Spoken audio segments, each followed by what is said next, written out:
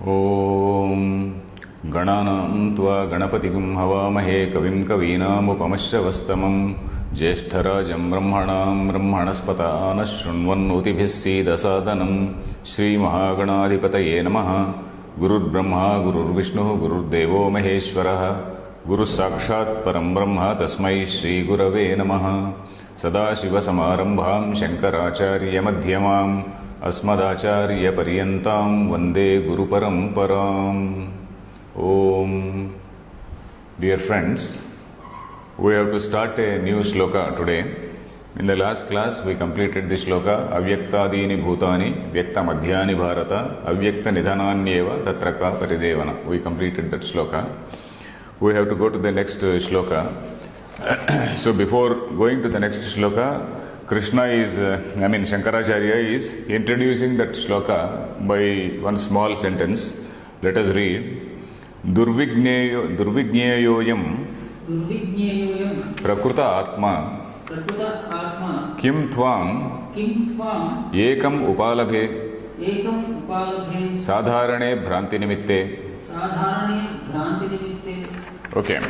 So Krishna is saying this delusion, this perception of seeing something as something else, seeing the Shuddha, Nitya, Shuddha, Buddha, Mukta, Brahman as something which is Anitya, as something which is Ashuddha, as something which is Baddha. The opposite of Mukta is Baddha. Mukta is something which has no bonds. Baddha is something which is bound. Nitya, Shuddha, Buddha is knowledge, the Swarupa of knowledge. But here the Ajnana Swarupa. So seeing that Nitya, Shuddha, Buddha, Mukta totally in an opposite manner, that is something which is characteristic to all, which is there commonly seen, which is there seen in the entire world. Why to blame you alone? So that is what he is saying. Durvigneyaha ayam prakruta atma. Ayam prakruta atma. Prakruta atma means this atma which is under discussion, which is in this present context. Durvigneyaha. Durvigneyaha means dukkena vigneyaha. Not that it is impossible to know. If it is totally impossible to know, there is no need for us to read this book. It is possible, but with some amount of difficulty, with some amount of strain, with some amount of self-discipline, Shama, Dhamma, all these mental disciplines we have to undergo. Only then we can realize this Atma. So that is why it is said, Durvigneyaha, Dukkhena Vigneyaha. Dukkhena Gneyaha or Vigneyaha, one and the same. So Durvigneyaha Ayam Atma. Kim Tvam Ekam Upalabhe. Why should I? Tvam Ekam, you alone. Why should I? Tvam Ekam Upalabhe. Why should I find fault with you alone? Upalabha. Upalabha is just finding fault with somebody. So that is, why should I find fault with you alone? Because Sadharane Bhranti Nimitte. This Sadharana means which is universally applicable, which is common to all. This Bhranti is something which is commonly applicable to all. So then, Katham Durvigneyaha Ayam Atma Ityata Aha. Katham Durvigneyaha Ayam Atma Ityata Aha. Why, how is it Durvigneya? So in that context, this line he is saying, this shloka he is saying, Ascharyavat iti. Read the shloka. Ascharyavat pashyati kaschidenam. Ascharyavat pashyati kaschidenam. Ascharyavat vadati tathaiva chanyaha. Ascharyavat vadati tathaiva chanyaha. Ascharyavatchainamanya shrunoti. Ascharyavatchainamanya shrunoti. Shrutvaapyenam vedana chaiva kaschit. Shrutvaapyenam vedana chaiva kaschit. So this is the way this shloka describes how a jnani, that is a self-realized person, he sees himself, or what exactly is the nature of his perception, how he looks at things, how he looks to us. So that is what is described in this shloka. So this is something, Ascharyavat pashyati kaschidenam. So this is something which is a matter of wonder. This Atma is something which is a matter of wonder. In fact, long ago means about 40 years ago, I read one English, I was a student of literature at that time. I read one line from T.S. Eliot, a well-known English poet. He was also a Nobel laureate. He says, humankind cannot bear very much reality. Humankind cannot bear very much reality. So you are prepared to accept some little bit of truth. But if some truth is very bitter, some truth is really shocking, something is totally devastating your perception, some truth which is totally contrary to your perception, totally which is shocking you, you are not prepared to accept. So this line, humankind cannot bear very much reality, is something which is from a poem called Four Quartets, which I did not understand at that time. After going through some Vedanta, then I realized that this is something which is similar to what Vedanta says. In fact, T.S. Eliot was a person, T.S. Eliot and some other poets at that time, W.B. Yeats and some other poets, they were very great friends of Rabindranath Tagore also, and then they were very much acquainted with this Upanishads and Vedanta philosophy. Eliot was one man who was very much acquainted with Vedanta philosophy, and that is why his Four Quartets is said to be a sort of spiritual, poetry of at that time, which was rather inscrutable for the Western mind at that point of time. So, but for us, if an Indian reads Four Quartets or T.S. Eliot's poems, he will make out something, but a Westerner, he may not make out anything. So that is the picture there. So here he says, this is something which is shocking. Atma is something which is really shocking because it totally changes our perspective. It totally changed. In the last 3 months, if we recapitulate what we have been seeing, what we have been hearing about, what is Brahman. Brahman is the same as Atma. And that Atma, we have been hearing that it is Atma is the same as Jiva. So if you just recapitulate what we have been talking about Brahman in the last 3 months, this is something which is totally contrary to the normal perception, the perception of a normal, religious, educated human being. Isn't it? So first of all, human mind is very, very comfortable with duality. We are very comfortable with God being there in a temple or in say some Tirupati or some such place. We are here, we undertake a pilgrimage and go to Tirupati, we acquire some punyam. Or sometimes we may go to Benares, that is Kashi, and then we acquire some punyam. Somebody says if you go there, you will acquire greater punya. Somebody says you will go here, you will not only acquire punya, you will get a lot of wealth also. So like that, we are very much accustomed to duality. We are very much accustomed to seeing God as something different and we are something different. God is also always the worshipped and you are always the worshipper. But Vedanta says there is no difference at all. That is another point of manifestation of Chaitanya. You are one manifestation of Chaitanya.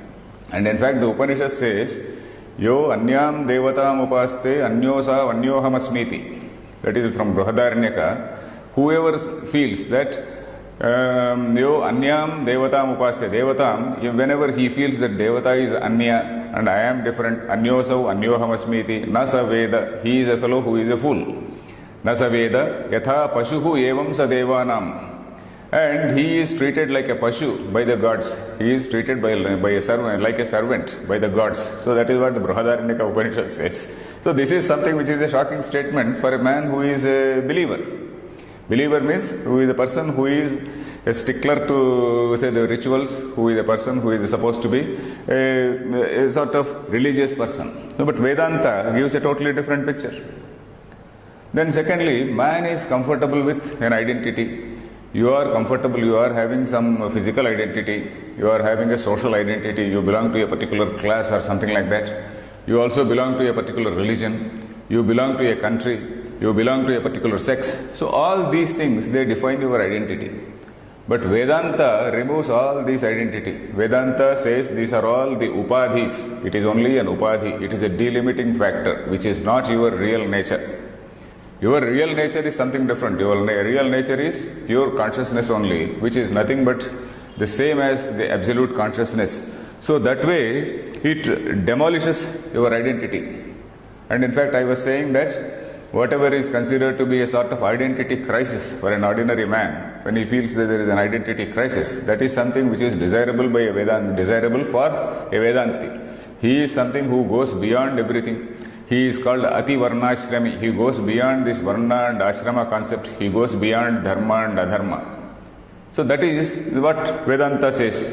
Then all relationships, all human bondage which we have, the son, father, friend, relative and all these things, these are again, they are all shattered in Vedanta, where it says, it is all, say, some manifestation of avidya. All this bondage is a manifestation of avidya, and in fact, you are a free man.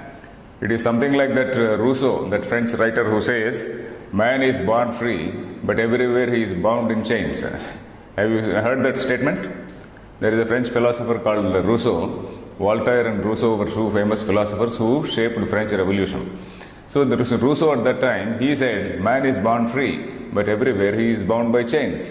So he talks about all these chains in the society, social contract and things like that. There is a social contract theory. So like that, maybe Rousseau probably, he would have heard, we do not know whether he really was influenced by some Vedanta philosophy somewhere, we do not know. But then that is what he says. So this Vedanta is something which demolishes that idea of relationships. Vedanta demolishes the idea of Swarga. You and I were very fond of Swarga, where you can go and then have some, you have some good time, and then you have some nice drinks, and then you have some divine damsels and whatnot. So for that, all our yajnas are intended.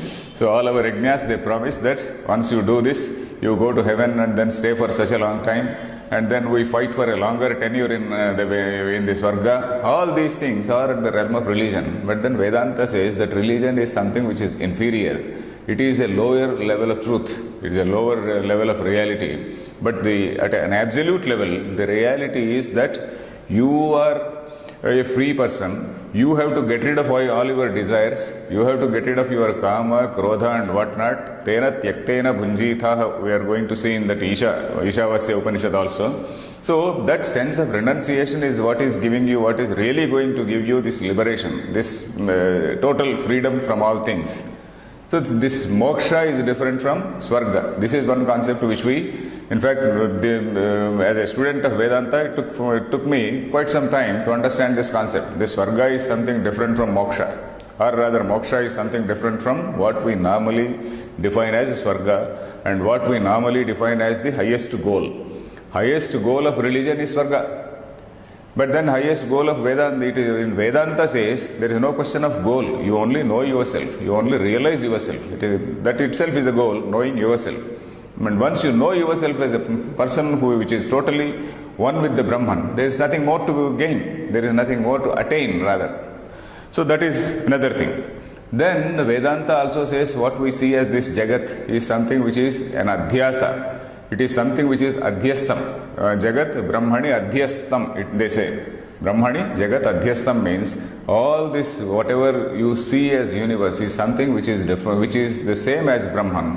And whatever you see is something which is superimposed on Brahman. And this is what we also saw in that Purnamada Purnamidam. Purnamada Purnamidam, that is infinite and this is infinite. And if you take out infinite from that infinite, what remains is the infinite. Purnamada Purnamidam Purnat Purnamudachyate. So there is something. And then that something, that existence, you take out existence from that, and what remains is existence. What does it mean? There cannot be two Purnams. There cannot be two infinites. So there is only one. There is only one which is true. The other one is a shadow. It is only an apparition. It is only a sort of, say, an illusion. So that is what Vedanta says. What you see as the universe is nothing but the Brahman. So there can be only one truth. There cannot be two truths. There cannot be two infinities. Infinitude rather. So that is what Vedanta says. Purnamada Purnamidam. Once you realize this universe, whatever is seen, whatever is drushya, once you realize that this is nothing but that Brahman, what remains is Brahman. What remains is that Purnam. So that is what it says. So like these things, we can actually bring out some more. If we just codify, if we just recapitulate what all we saw, then this concept of place and time, for a normal person, the concept of a place is something which is absolute. Concept of time is again something absolute. But Vedanta says that this concept, the time and space or place, whatever it is, these are all actually imagined in the Maya only. These are all products of Maya. As we read in what is this Dakshinamurti Stotram, Maya Kalpita Deshakala Kalana Vaichitriya Chitri Krutam, Maya Kalpita Deshakala Kalana. These are all the manifestations in the Maya. It is only when you find the universe, it is only when there is a drashta, only when there is a seer, there is a concept of something which is seen. There is a concept of time, there is a concept of place. So it is the Chaitanya which is primary, and this time and this space are not primary, they are the secondary things. So all these concepts, they are totally something contrary to a common man's perception.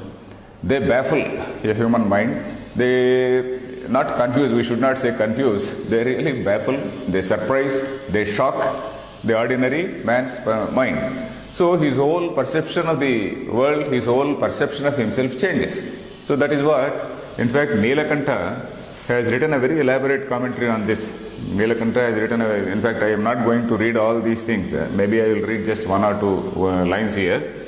So here, this is a shloka which talks about how a jnani looks at the world, how he is really surprised to know or realize the nature of Atman. So I will just give the broad meaning of this shloka. Ascharyavat pashyati kaschit enam. So this word kaschit is frequently used in Vedanta. Kaschit dhiraha pratyagatmanam aichyat. So one valorous man, or it does not mean really physically brave, but somebody who is capable of looking inside. Kaschit dhiraha pratyagatmanam aichyat. So somebody who is a dhira, he sees, he looks at the inside, the inward Atma. He is Kaschit dhira pratyagatmanam aichyat avrutta chakshuhu amrutatvam icchan. So he turns inward and examines his own self. So examining one's own self is not done by others. We only examine outer things. Examining oneself is only done very, very rarely by somebody. So that is why Kaschit refers to some rarest of the rare person. Somebody who is a very rare person only. So Ascharyavat pashyati kaschidenam. So Manushyanam Sahasreshu, we are also going to get that shloka. Lord Krishna is going to say that Manushyanam Sahasreshu kaschid yatati siddhaye. Kaschit, some fortunate man yatati siddhaye, for attaining that moksha, for attaining that Brahman. He tries, yatati, he tries, he attempts. So that is what he says, kaschid yatati siddhaye, Manushyanam Sahasreshu, that is among thousands of men, thousands of persons say, one person tries to attain that. So like that, kaschit ascharyavat pashyati, he looks at this Atma as something which is a great wonder, something which is out of the world, we can say. Then ascharyavat vadati tathaiva cha anyaha, another person, he is also a realized person. He communicates to others like something which is a wonder. Ascharyavat vadati tathaiva cha anyaha. Then ascharyavat chainam anya shrunoti. People like us who are doing shravanam. Shrunoti means who hears, who listens. So shravana, this implies the word shravana. Shravana, manana, nididhyasa, we are acquainted with these words. So ascharyavat chainam anya shrunoti, that is another person who listens to it. He listens to it with great wonder. Ascharyavat cha enam anyaha shrunoti. Shrutvapyanam vedana chaiva kaschit. That is some other person who is a jignasu. Here we can visualize a jignasu. Shrutvapi. So we also listen. We listen to this lecture, we listen to that lecture, we also read a few books. We go to Ramakrishna Ashram, buy those books and then read. Shrutvapi yanam vedana chaiva. He cannot realize. So he cannot realize. Maybe for different reasons, maybe his chitta shuddhi is not there, his samskara is not there, he has not undergone all that shamadamadi sadhana sampatti, he has not undergone all that. So this is the broad meaning of this shloka. Words are very, very simple. Ascharyavat pashyati kaschit enam. Enam means this Atmanam. This is in Dvitiya Vibhakti. Enam Atmanam kaschit ascharyavat pashyati. Ascharyavat vadati tathaiva cha anyaha. Tathaeva cha anyaha. Then ascharyavat cha enam ascharyavat chainam. Ascharyavat cha enam anyaha shrunoti. Shrutvapi, shrutva plus api, shrutvapi enam veda na cha eva. Na cha eva becomes na chaiva. So naiva, this cha if you take out, it becomes naiva. Naiva na veda. Na veda or naiva veda. He can never know. Even after listening, even after reading maybe, even after listening 100 times, he is not able to comprehend. He is not able to realize. Vedana chaiva kaschit. So this is the word division here. So let us read what Shankaracharya is going to say. Ascharyavat iti. Ascharyavat iti. Ascharyavat. Ascharyavat. Ascharya adruštapurvam. Ascharya adruštapurvam. Adbhutam. Adbhutam. Akasmat drushyamanam. Akasmat drushyamanam. Tena tulyam ascharya. Tena tulyam. Tena tulyam. Ascharyavat. Ascharyavat. Ascharya Ascharya enam atmanam pashyati. Enam atmanam pashyati. So because this is something which is a great perception of great change in his perception, so he looks at it. Ascharyavat. What is ascharya? Ascharya, he is elaborating. Ascharyam adruštapurvam. Adbhutam. Adruštapurvam means something which has not been seen earlier, which has not been seen earlier. Apurvam.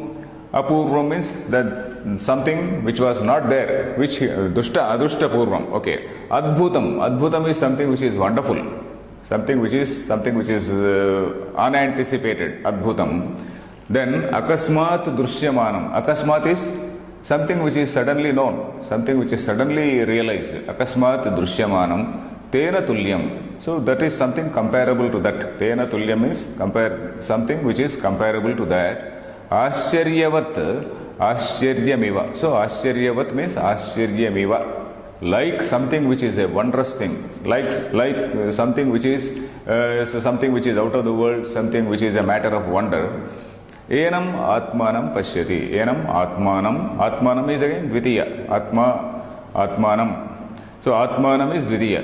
When somebody sees this Atman, Pashyati. Pashyati means realizes, understands. Pashyati, it does not mean, it is not something which can be seen by the eye. It is not something which can be cognized by the senses. Pashyati here means something he realizes. Buddhi gocharam. That becomes Buddhi gocharam bhavati. That is, he realizes by susamskrutam manaha. That what type of mind can comprehend? Susamskrutam manaha only can comprehend. Not a mind which is not a samskrutam manaha. It is only a susamskrutam manaha which can comprehend this Atman.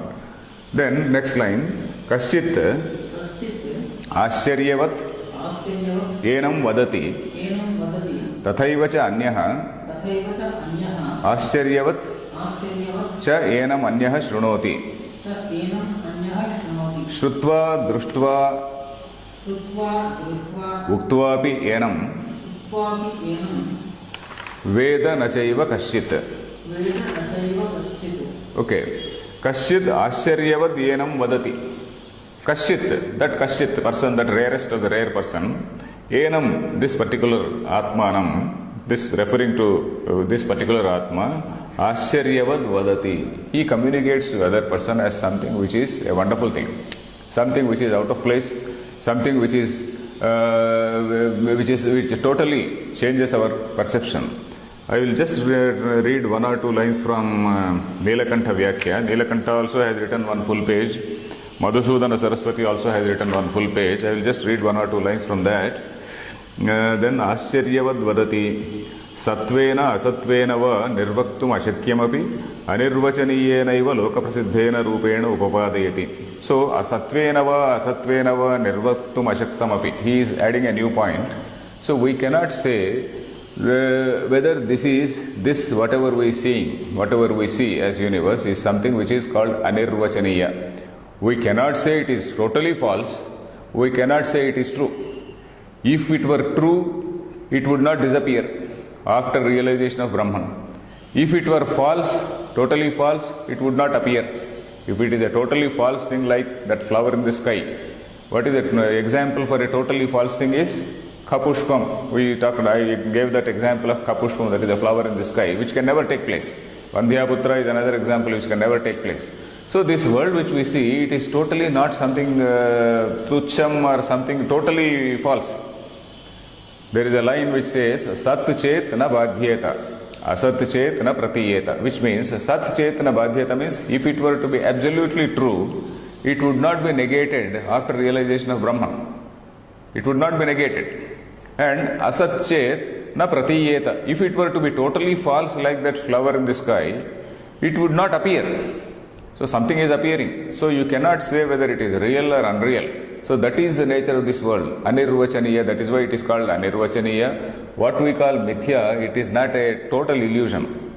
Mithya does not mean, very many people they accuse our Vedantins saying that you always say that the world is a whole world is an illusion. It is not an illusion. It is something which has some degree of reality.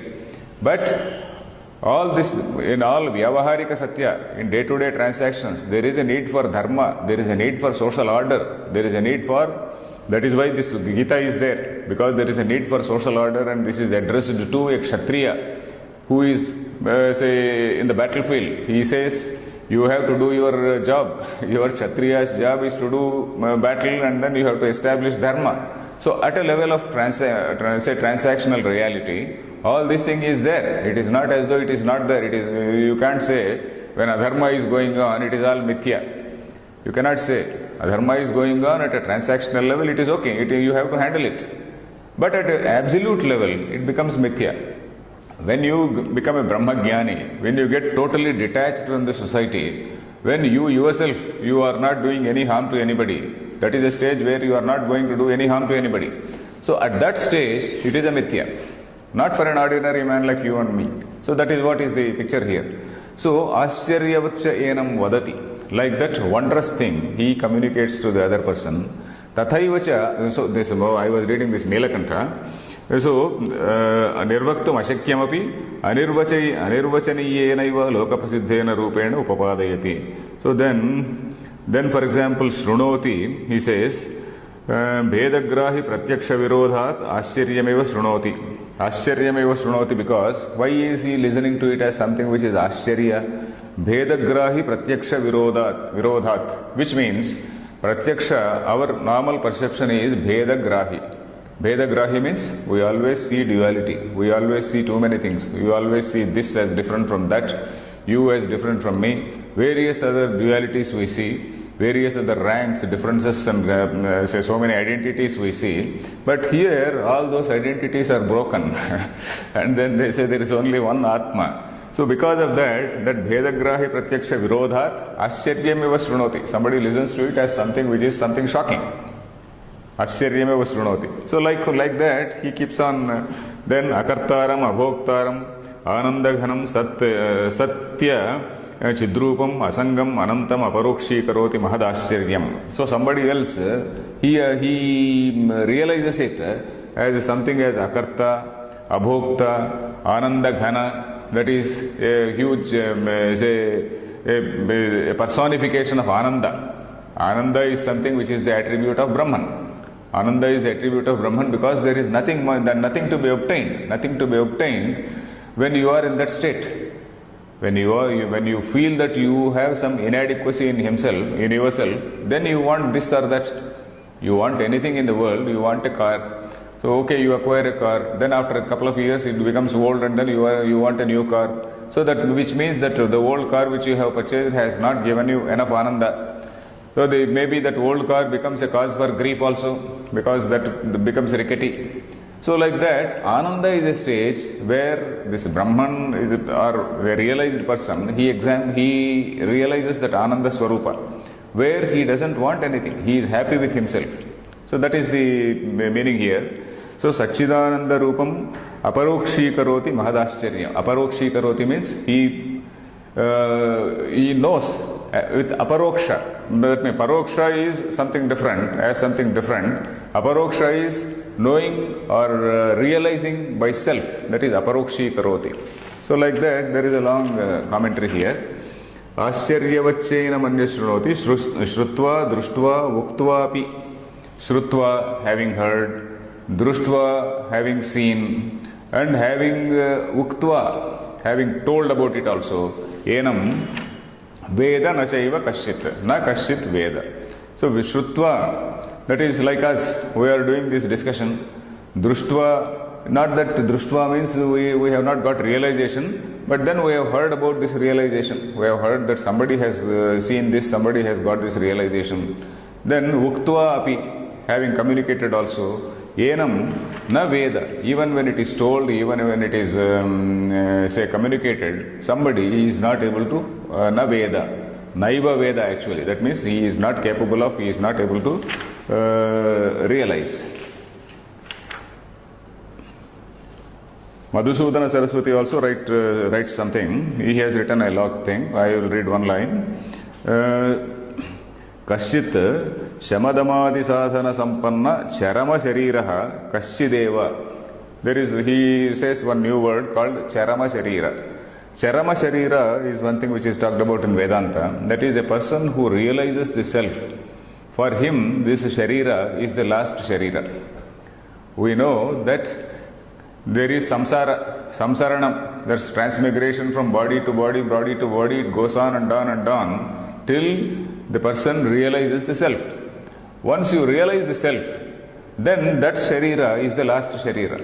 So here he says, Kaschit Shamadamadi Sadhana Sampanna Charama Shariraha. That Kaschit refers to the person who has got a Susamskrutam Manaha, a purified mind, and then his body is the last body that is the last stage for him, and then after that he realizes, and then the body of course merges with the five elements, and then Linga Sharira, it merges with again with the five elements, the Sukshma part, the subtle aspect of the five elements, and then he remains as pure Brahman. So that is the idea. The next line, Athava Yoyam Atmanam Pashyati Sa Ashcharya Tulyaha Yo Vadati Yascha Shrunoti So that is Saha Aneka Sahasreshu Kaschideva Bhavati Ataha Durbodhaha Atma Ityabhiprayaha. Okay. Athava, or else, it can be told in a slightly different way also. This word Ashcharyavat Shrunoti, Ashcharyavat Pashyati, he is also giving a slightly different meaning. Athava, Yaha Ayam Atmanam Pashyati. Yaha Ayam Atmanam Pashyati means the person who sees this Atman, Yaha, who, Ayam Atmanam Pashyati, the one who sees this Atman, Saha, that person is Ashcharya Tulyaha. That is something, he should be treated as some great wonder. Somebody who realizes this Atman, he himself is a great wonder. So Atma of course is a great wonder, that is okay. There is another way of interpreting this line, Ashcharyavat Pashyati Kaschidenam. So he says, that person who realizes, he is also a great wonder, because not all people can realize. One man among thousands of persons, one person really attempts. So Manushyanam Sahasreshu Kaschid Yadati Siddhaye Yatatam api Siddhanam Kaschin Mam Veti Tatvatah. That even among those who try, among thousands of people who try, one person who is ultimately successful and one person ultimately realizes. So which means that he is something a wonder.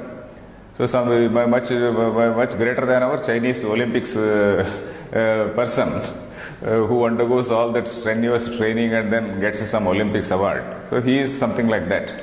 So he is one rare one exceptionally rare one who realizes the self. Yaha vadati yascha shrunoti saha aneka sahasreshu kaschideva bhavati. Aneka sahasreshu. Among many thousands of people, Aneka Sahasreshu, among many thousands of people, Eka Eva Bhavati, Kaschideva Bhavati, some rare one. Kaschideva Bhavati means he will be one rare person who sees Yasya Shrunoti, Yasya Vadati. So a person who is capable of talking about it, who is capable of, who listens to it, such a person is a very, very rare person. Ataha durbodhaha atma ityabhiprayaha. Therefore, this atma is something which is durbodhaha. That means difficult to comprehend. Buddha is to know. Durbodha is something difficult to comprehend. In fact, the same thing is told in Kathopanishad also. There is one shloka from Kathopanishad. Ascharyavat, what is this shloka says? Ascharyosya vakta kushalosya labdha. There is this again Kathopanishad, which is very similar to this shloka. In fact, we know that Upanishad, this Gita, is the essence of all Upanishads. So, whatever line we see in Gita, you find the moolam, you find that original in some Upanishad. So, for almost all important Upanishadic shlokas or mantras, you find the gist of it in Bhagavad Gita. So, for this Ascharyavat Pashyati Kashidenam, there is one Moola shloka in Kathopanishad. Ascharyoस्य वक्ता कुशलोस्य लब्धा आश्चर्यो ज्ञाता कुशलानुशिष्टः. The Yamadharmaraja, he tells Nachiketa. So he says, Ascharyoस्य vakta, the person who is capable of instructing this Brahma Vidya is something which is a wonderful man. He is a great wonder.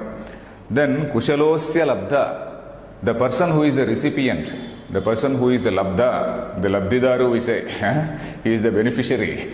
So he is such a skilled man, kushala asya labdha.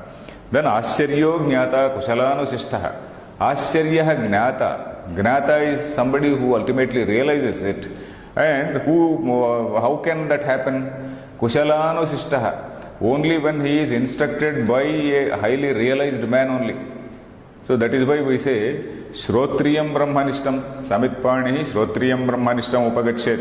So a student, he is supposed to go with all Shraddha to a Shrotriya Brahmanishta.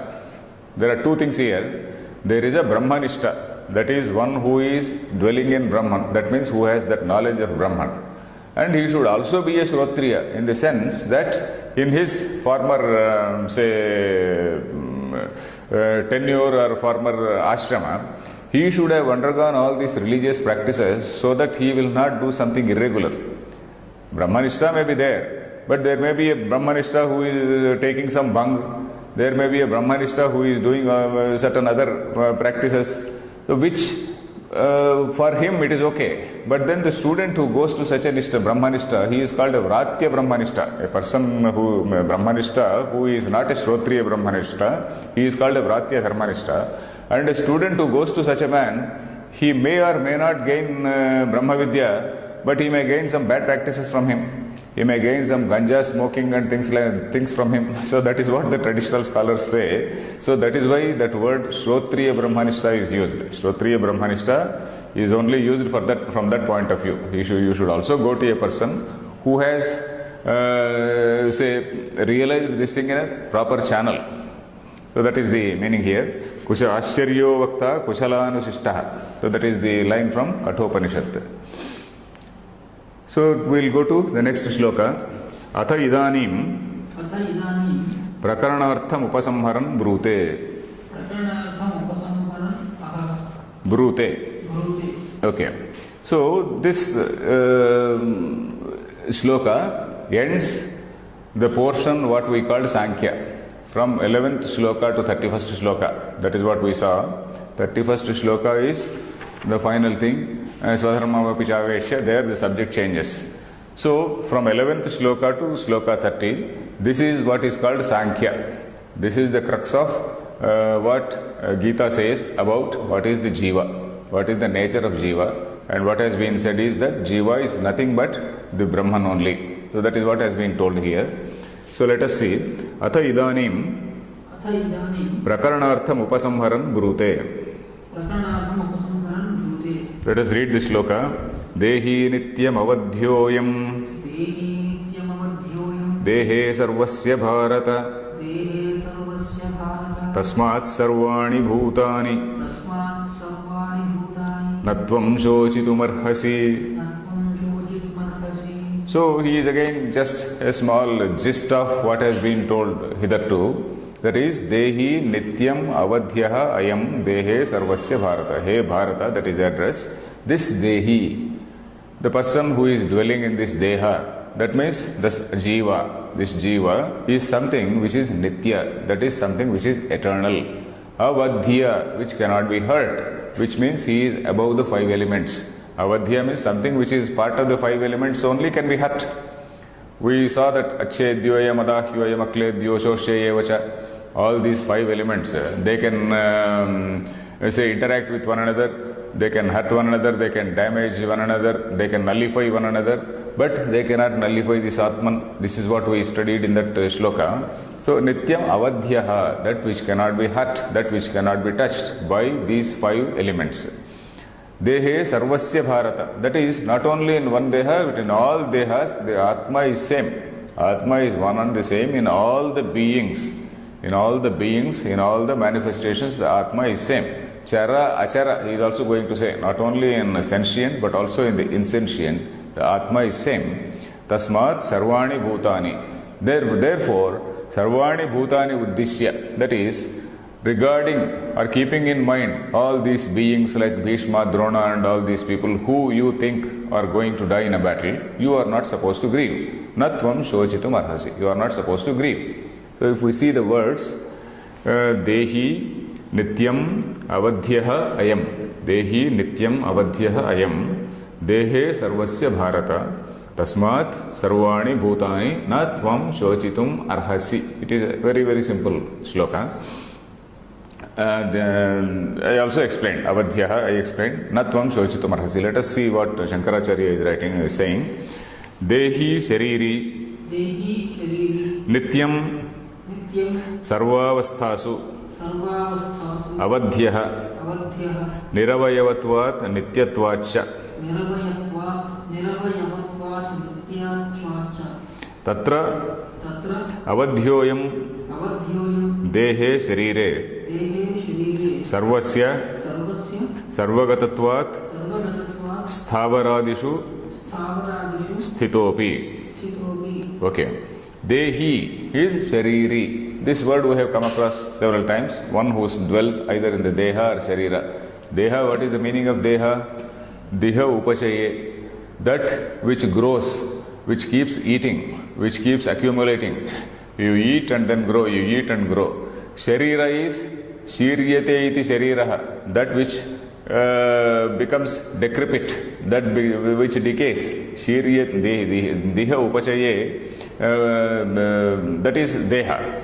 Sharira is the contrary to that, that which keeps on disintegrating. Shiryate, that which keeps on disintegrating is Sharira. So, Dehi Shariri, whether it is acquiring or whether it is disintegrating, the Jiva is something which is neither acquiring nor disintegrating. So, Dehi Shariri Nityam Sarvavasthasu, in all avasthas, in all stages. In all stages means all these Jayate, Asti, Vardhate, all these avasthas are there. All these 6 avasthas which are there for any being which comes into existence. In all these things, Avadhyaha, which cannot be touched by these 5 senses. Niravayavatvat Nityatvacha. Niravayavatvat, this word also we have seen, Niravayavam, that is something which is complete, which is all pervading. So that is why it cannot be hurt. Then Nityatvacha, this is also something which is eternal.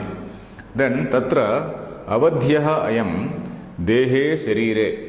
Avadhyaha Ayam Dehe Sharire Sarvasya Sarvagatatvat Sthavarādishu Sthitopi. Sarvasya means not only in the human beings, not only in beings, living beings, but also in Sarvagatatvat Sthavarādishu Sthitopi. In all things, wherever we see, whatever we see, whether it is sentient or insentient, it is nothing but Chaitanya. You may say, you say that rock also is having some Chaitanya. It is having some Chaitanya. It is only not having as much Chaitanya as you and I have. The Buddhi is something which is supposed to be, which is the most, ideal recipient for that Brahmagyana. Where a stone also is having some Chaitanya. Some other common clay is having Chaitanya. A tree or a plant, anything is having some Chaitanya. So this is the point here. So Sarvagatatvat Sthavarādishu Sthitopi. Atma is one and the same. This Chaitanya is one and the same. Only Buddhi, in Vedanta Paribhasha we say, Atyacha Virala Taijasa Dravyam Manaha. So this is one of the purest, it is something like an essence. It is something, the purest form of this, whatever we see. And then this is capable of reflecting that Chaitanya. So this is a better recipient of that Chaitanya. So that is the only difference. That is again because of the sattva, rajas, tamo gunas, this mixture of sattva, rajas, tamo gunas. So this is more and more of sattva has gone into the buddhi, formation of this buddhi. Sarvasya pranijatasya सर्वस्य प्राणिजातस्य देहे देहे वध्यमानेपि मध्यमानेऽपि अयं देहि अयं देहि न वध्यः न अध्यः यस्मात् यस्मात् तस्मात् तस्मात् भीष्मादीनि सर्वाणि भूतानि उद्दिश्य भीष्मादीनि सर्वाणि भूतानि उद्दिश्य न त्वं शोचितुम् अर्हसि. न त्वं शोचितुम् अर्हसि. ओके, सर्वस्य प्राणिजातस्य देहे वध्यमानेऽपि. सर्वस्य प्राणिजातस्य देहे, in all these beings, pranijata is all living beings. Sarvasya pranijatasya dehe vadhyamanepi. Even when the body is hurt, even when the body is disintegrates, even when the body is say destroyed, vadhyamanepi ayam dehi, this dehi na vadhyaha. It cannot be say killed or destroyed. It cannot be destroyed, let us say. Yasmat tasmat, therefore, because of this. Yasmat tasmat means wherever we say yasmat tasmat, because of this. The two words mean that. Yasmat tasmat, because of this. Bhishmadini sarvani bhutani uddishya. In fact, usually we should say Bhishmadayaha, because Bhishma is a masculine. Bhishmadayaha we should say. But here he says Bhishmadini sarvani bhutani. That is, bhuta, it is in neuter gender. Sarvani bhutani. So that is, Bhishma also is treated as just a being. So in that sense, that neuter gender is used here. Bhishmadini sarvani bhutani uddishya. All these beings, sarvani bhutani uddishya, that is referring to all these beings. He says, Natvam shochitum arhasi. You are not supposed to grieve. You are not supposed to feel sorry about it. Then, iha paramartha tattvapekshayam shoko moho va na sambhavati ityuktam. Na kevalam paramartha tattvapekshayam eva kintu, we'll read this shloka. Swadharmam apicha vekshya na vikampitum arhasi dharmyadhyuddhat shreyonyat dharmyadhyuddhat shreyonyat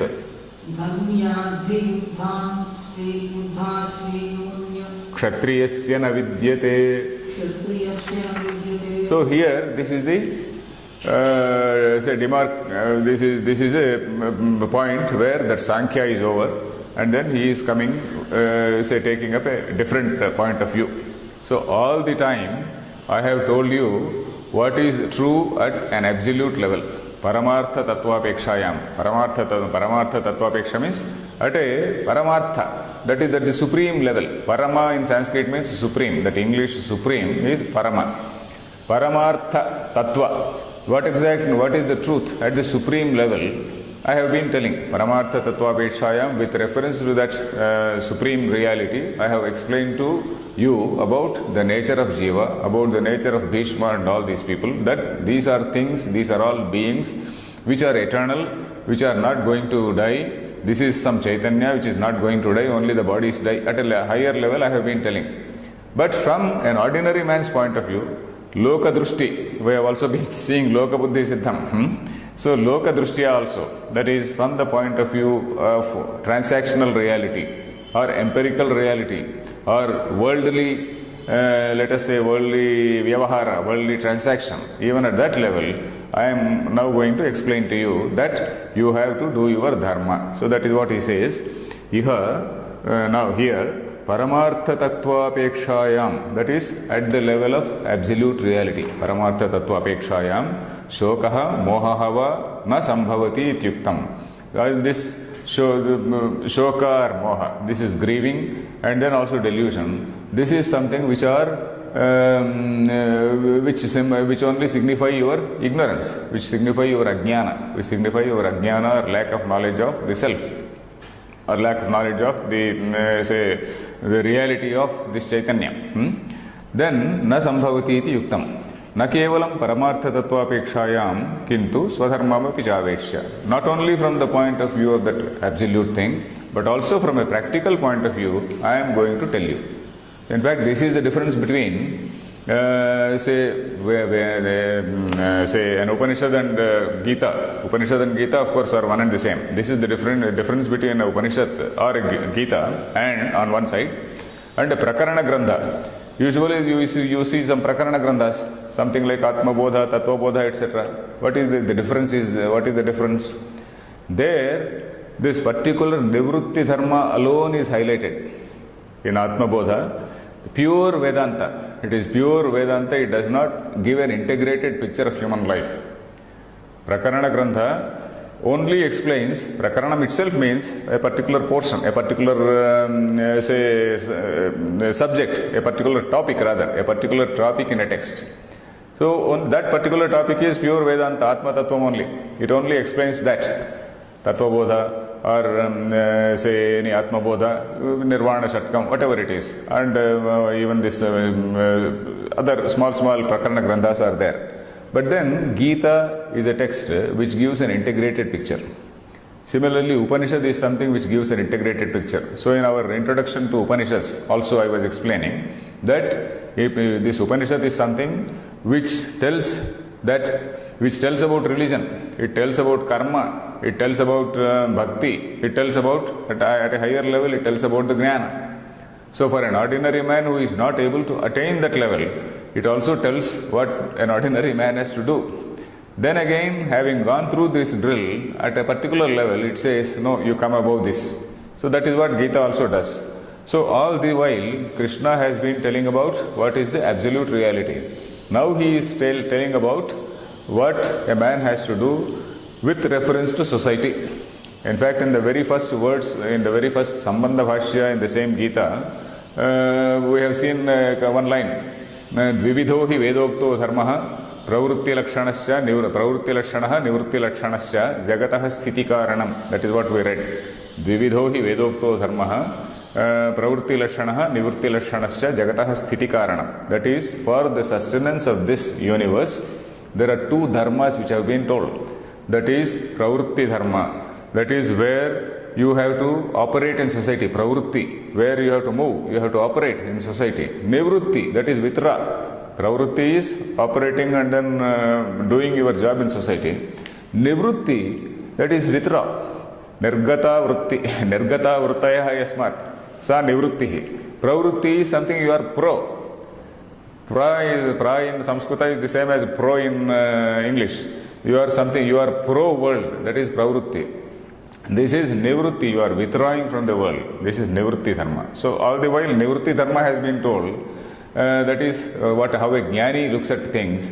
But then pravrutti dharma also is shown in Gita. So now from the point of view of pravrutti dharma, Lord Krishna is explaining to Arjuna. Swadharmam apicha avekshya na vikam. I will tell the meaning of the shloka first. Swadharmam apicha avekshya na vikampitum arhasi. Even when you have a look at, or even when you review your swadharma, avekshya means you have a look at it or you review your swadharma, even then you are not supposed to tremble like this. Vikampitum. Kampanam means trembling. You are not supposed to tremble like this. Arjuna was actually vishidantamidam vakyam. He collapsed. Vishada itself means Sidati, he collapses. That is the meaning of Vishada. He just not able to utter, say words don't come out of his mouth. So that was the stage of Arjuna. So, na vikampitum arhasi, dharmyadhi yuddhat shreyonyat kshatriyasya na vidyate. For a kshatriya, for somebody who is enjoined on ensuring, say the social order, ensuring that dharma is established. This duty is enjoined on whom? This duty is enjoined on a Kshatriya. It is the Brahmana's duty to advise. It is the Brahmana's duty to give up all things. It is the Brahmana's duty to live as simply as simple a life as possible. And then it is his duty to advise the people. Brahmin is supposed to be totally selfless. He is supposed to be a total selfless advisor for the entire society. It is not for his community alone. He is a Brahmin, he is not there. Brahmin does not mean that he is something who has to look after his community only. Brahmin is a fellow who has to dedicate himself for the welfare of the society. So that is his duty. Till he goes into the Nivrutti Marga and then totally becomes a sannyasi. That's a different thing. But so long as he is in this world also, he is supposed to live a very, very simple life and then work for the society. The Kshatriya is a man who is supposed to take care, he is supposed to take control of the situation, he is supposed to establish dharma. That is the duty of a Kshatriya. So as a Kshatriya, for you, dharmyadhi yuddhat shreyaha anyat na vidyate. Dharmyadhi yuddhat. That is, there is nothing which is greater than a war which is in accordance with the dharma. There is nothing which is superior to a Kshatriya than a war which is in accordance with dharma. So that is the shloka, meaning of the shloka. If we see the words, swa dharmam api cha avekshya. No, we have not read this shloka. Okay, swadharmam api cha avekshya. We read it. Okay, I'll read. I'll explain the word by word. Swadharmam api cha avekshya. That cha avekshya means cha plus avekshya. Swadharmam api cha avekshya. Avekshya means having reviewed, having re-examined. Avekshya, vikshanam. Vikshanam means seeing. Avekshya is a lep pratiya, it is called, having reviewed. Even after reviewing, even after taking a very close look, an intense look at your swadharma, na vikampitum arhasi. Na arhasi means you don't deserve to, which means you are not supposed to. You are not supposed to, what? Vikampitum. You are not supposed to tremble like this. Then, dharmyat hi. Dharmyat dhi, it has to be divided as dharmyat plus hi. Hi means yasmat, because. That hi avyaya means because. Dharmyat hi, that is because. Dharmyat yuddhat, that is that yuddha which is in accordance with dharma. Dharma and dharmya, we have to understand. Dharma is, say loosely speaking, social order, let us say. Dharmya is something which is in accordance with dharma is dharmya. We also see this kama and kamya. Kama is desire. Kamya means something which is associated with kama. Dharma is something associated with dharma is dharmyam. Dharmyat yuddhat means from that particular war. Dharmyat yuddhat means from a war which is in accordance with dharma or which is enjoined on you by dharma as a duty. So that is dharmyat yuddhat shreyaha anyat kshatriyasya na vidyate. For a kshatriya, shreyaha anyat na vidyate. There is no other shreyas. There is no other thing which is better. This word shreyaha also we have to see. We have seen these two words called shreyas and preyas.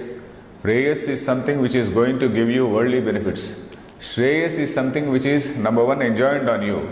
Number one which leads you to higher level of realization. You have to do your dharma, and then once you do that in a nishkama way, then that gradually purifies the mind and enables you to go to a higher level. So that is what is the word shreyas. Shreyas and preyas. So dharmadhiyuddhat shreyahanyat kshatriyasya na vidyate. For a kshatriya, there is nothing which is superior to this war which is in accordance with dharma. So is the time over or what is it? 2 minutes. Okay. We will see what Shankaracharya is saying. Swadharmam api swaha dharmaha kshatriyasya dharmaha yuddham tam api avekshya tvam na vikampitum prachalitum na arhasi dharmyat kshatriyasya swabhavikat dharmat atma swabhavyat ityabhiprayah. Okay. Swadharmam api swaha dharmaha. This is shloka number 31. Okay. Swadharmam api. So all the api, Api means also. Swadharmam api javekshya. Api means all the while. I have been talking about from the point of view of Sankhya, but now let me say from the point of view of pravritti dharma. Swadharmam apicha, from the point of view of your dharma. Apicha, avekshya. Swadharmam swaha dharmaha, kshatriyasya dharmaha, yuddham. What is the dharma for a kshatriya? That is yuddha, that is a war. Tam api avekshya, tam api avekshya. That is, even if you see that, even if you review that, tvam na vikampitum prachalitum na arhasi. Tvam na prachalitum.